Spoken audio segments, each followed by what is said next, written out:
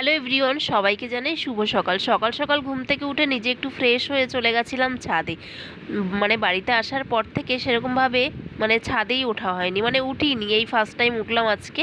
তো এখানে নিচে দেখতে পাচ্ছ সবাই মাঠ থেকে চলে এসেছে। আমাদের এখানে 4টে সাড়ে 4টে বাজা মানেই সকাল, সবাই হচ্ছে গিয়ে মাঠে চলে যায়। পটলের ফুল ছোঁয়, পটল তোলে, লঙ্কা তোলে, এই জন্য তাই আমরাও একটু তাড়াতাড়ি, যদিও আমরা উঠতে পারি না, যেহেতু আগে আমাদের অভ্যেস ছিল 5টা সাড়ে 5টার মধ্যেই আমরা উঠে সমস্ত কাজবাজ কমপ্লিট করে নিয়েছি।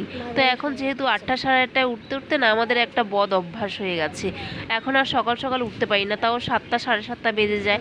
তো এদিকে সবাই মাঠ থেকে চলে এসেছে, আসার পরে হচ্ছে গিয়ে বাবা, দিদি, কাকিমা সবাই হচ্ছে গিয়ে বাদামগুলো মেলছিল, আর এখানে মাসি বাদামগুলো বসে বসে ছাড়াচ্ছিল, যেগুলো আর কি গাছ সমেত ছিল, ওই বাদামগুলো ছাড়াচ্ছিল গাছতলায় বসে বসে। আর এখানে দিদি, বাবা, কাকিমা সবাই বাদাম ছাড়াচ্ছিল, আর আমি দাঁড়িয়ে দাঁড়িয়ে দেখছিলাম। যেহেতু কাঁচা অবস্থায় বাদামগুলো ঘরে তোলা ছিল, ওই জন্য না একটু কালো কালো হয়ে গেছে।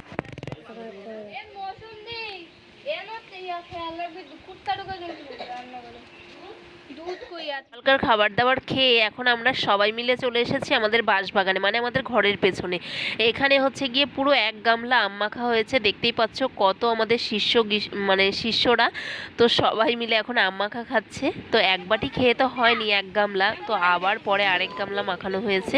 তো সেটাকেই এখন আমরা সবাই মিলে জমিয়ে খাওয়া দাওয়া করছি, আম মাখা। তো এখন আমরা দুপুরবেলার খাবার দাবার খেতে এখানে বসে পড়েছে সবাই মিলে, সব শালিরা, ছোট বড় সব শালিরা মিলে। তো এখন সকাল দুপুরবেলার খাবার দাবার খেয়ে দিয়ে আমরা কোথায় যাচ্ছি বিকেলে, সেটাও তোমাদের সাথে শেয়ার করব।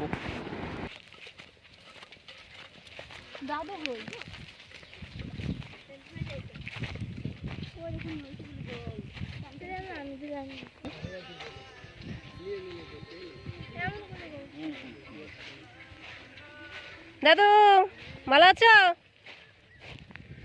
হ্যাঁ,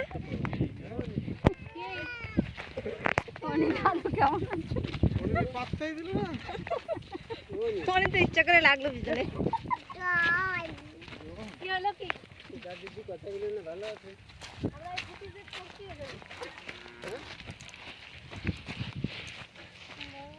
বাবা ওর গো, কোথায় উঠেছে? ওর ঘরে যে ভালো জায়গায় উঠেছে। ঠাম্মারে লয়ে আইতি, ঈশানীরে চাপাই দিতে।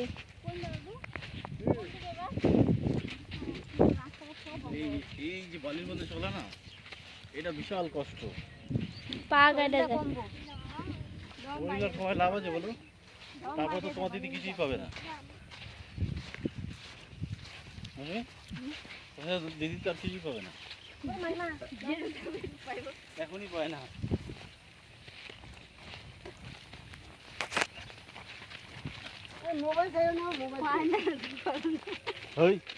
আমরা গল্প করতে করতে নদী পার করে ফেললাম। এখন আমরা যাচ্ছি চন্দননগর, আমার এক কাকার বাড়িতে। তো এখানে আমার 3 কাকা থাকে, আর আমাদের নদীর এপার ওপার আমরা থাকি আর কি। তো এখন আমরা আসলে না আর আসা যাওয়া হয় না, দেখবে নিজেদের মধ্যে আসা যাওয়া যখন না হবে তখন একটা দূরত্ব বজায় হয়। তাই বললাম 3 বোন যখন একেবারে এসেছি, একটু যাই সবাই মিলে একটু ঘুরে আসি কাকাদের বাড়ি থেকে। তাই এখন ছোট কাকার বাড়িতে এসে বসলাম, গল্প করলাম, আর এখন চলে এসেছি বড় কাকার বাড়িতে। ওগো ভিডিও তো দেখ। হ্যাঁ করি নাই তোর দাগ আছে? হ্যাঁ কোটা আর বুনু, বুনুকে দিদিকে, হ্যাঁ পাঁচটা বড় দিদিকে, বড়কে তুই। ঘুরে টুরে এসে আমরা 2 বোন মিলে ব্যাগ গোছাতে বসে পড়েছি। আমি এদিকে ব্যাগ গোছাচ্ছি, দিদি ওপরে ব্যাগ গোছাচ্ছে, বোন গুছিয়ে দিচ্ছে। যেহেতু দিদির বাড়ি আমার বাড়ি দুজনের বাড়ি কাছাকাছি, আমরা দুজনেই কালকে চলে যাব। আমাদের বাড়িটা বড্ড ফাঁকা হয়ে যাবে। 3 বোন একসাথে ছিলাম, বেশ কটা দিন জমিয়ে আনন্দ করেছি, আর কালকে আমাদের বাড়িটা বড্ড ফাঁকা হয়ে যাবে। মেয়েদের কি বলবো, জীবন বলে না, কখনোই কোনোটাই নিজের হয় না, না শ্বশুর বাড়ি নিজের হয়, না বাপের বাড়ি নিজের হয়, মেয়েদের জীবনটাই এইরকম। তো এদিকে কাকিমা হচ্ছে রাতের জন্য রান্না বান্না করছে, আর বাড়িটা আমাদের বেশ 3 মেয়ে নাতি পুতি সব নিয়ে একদম ভরপুর ছিল। তো কালকে যদিও বাড়িটা ফাঁকা হয়ে যাবে, সত্যি যখন আসি তখন একটা আনন্দ, বাপের বাড়ি যাব বাপের বাড়ি যাব, আর যখনই সময় চলে আসে শ্বশুর বাড়ি যাব শ্বশুর বাড়ি যাব, তখনই না মনটা কেমন যেন একটুখানি কামড় মেরে উঠেছে, আবার চলে যাব, আবার কবে আসবো, এরকম একটা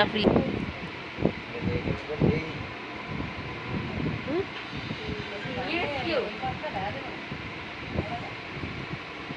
তোমার তো কোন আলাদা ঘুরেগো মাথা দিব আমি এটা দিব তুমি এটা দিব ও মাথা দিব কি তুমি এটা মনে এটা মনে এটা দিদি এটা আমি কোথায় তুই মাথায় সামনে নাও না না আলাদা কিছু তুই উপরে শো অগদারে এই মাছ পাবো তোরও তো বেশি লাগে বাবা ওই ধারে শো ওই ধারে এই ধারে দিদি রোজি দাও লাগে না হ্যাঁ